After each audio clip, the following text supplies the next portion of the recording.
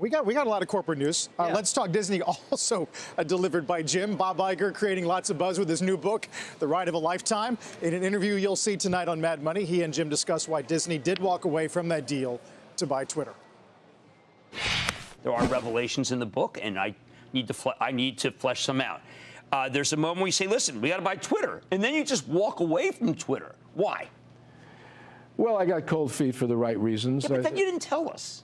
Well, I thought we would be taking on responsibility that we shouldn't take on. It was too complex in terms of Twitter's place in the world and everything that Twitter is used for, and it just didn't feel Disney to me.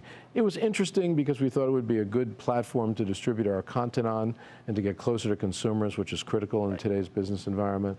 But I thought, there are things Disney does well, and there are things Disney doesn't do well, but there are things Disney shouldn't even try to do well. And that's one of them. And that was one of them. I think the stock was at 12. It had broken down. 12.14. He wanted to pay 19. Twitter wanted 23. I remember it well. At the time, what was really going on? Twitter was offering an NFL contract to Bob.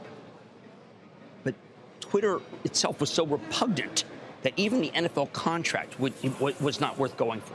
Now, subsequently, Twitter turned around. Remember, the numbers were dropping day after day after day. So Bob Iger was right then. And by the way, in the new book, Trailblazer, and I will also have, as opposed to David, the exclusive interview with Mark Benioff on that book. He also says, I didn't buy Twitter. Now, it turns out both men are so proud they didn't buy Twitter. Well, Twitter turned out to be huge, huge, huge. So where's the pride?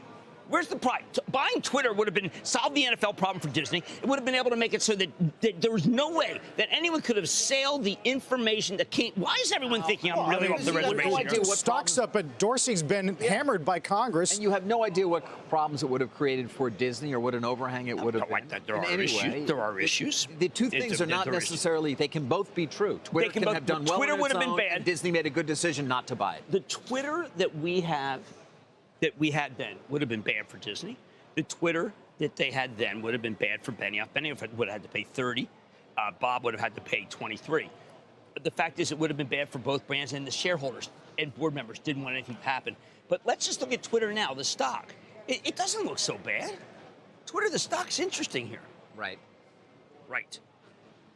I'm actually trying to reset my password on Twitter as we speak because this computer didn't have it. Why don't you say I'm trying I forgot what the heck it is. Oh, at least you're not looking at dog pictures. No. When I'm talking. Can't look at data dog pictures. I have login issues. Well, I am making an incredibly important point. Do you really think so? Well, no, I'm really wasting our viewers' time.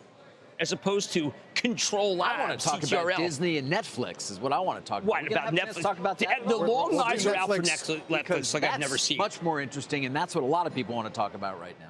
As opposed to what I'm talking about is what you're implying. Yeah, as opposed to ancient history about Twitter and whether he bought it or not. We have to move on. No one even said that in my ear. I just want to move on because you right now are dissing me at a level I have not. I mean, not since my wife made fun of me after the Eagles lost on Sunday Night Lights. That was ill-advised. It's a hard-fought game, though. That was ill-advised. Am I going the way of Mnuchin? Am I going to get fired here for this? Is this? You're fired.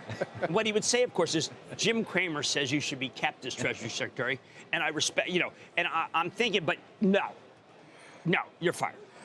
Speaking of David and whether or not he's going to be fired, there's a moment in Iger's book in which he mentions Faber. Jim discussed that with the Disney CEO. You did.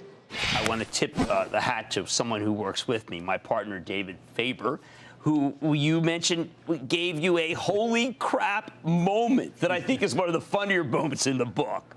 Yes. In the middle of the competition, shall we say, between us and Comcast for the Fox assets, I was in Europe, and I was actually headed to our office in London. And in a car, and my phone rang, my mobile phone, my Apple phone, by the way. Okay. And it was David. He said, well, that's some news. Do you want to comment? And I said, what news? And he told me that Brian had thrown in the towel or they had pulled out. And then I said, holy crap. I guess I can say that on Mad Money. Yes, David was a newsbreaker there. I just felt that, I'm so tired of David dissing me. I just said I'll throw him a bone, see if the narrative doesn't change in our own show. So there you go. That's what I really think of my colleague. And I love you too. Do you know that? Do you Yes, wanna have but some? love means that I can actually disagree with you. Want to have a sometimes. cocktail tonight? Sure. All right, Let's good. do it.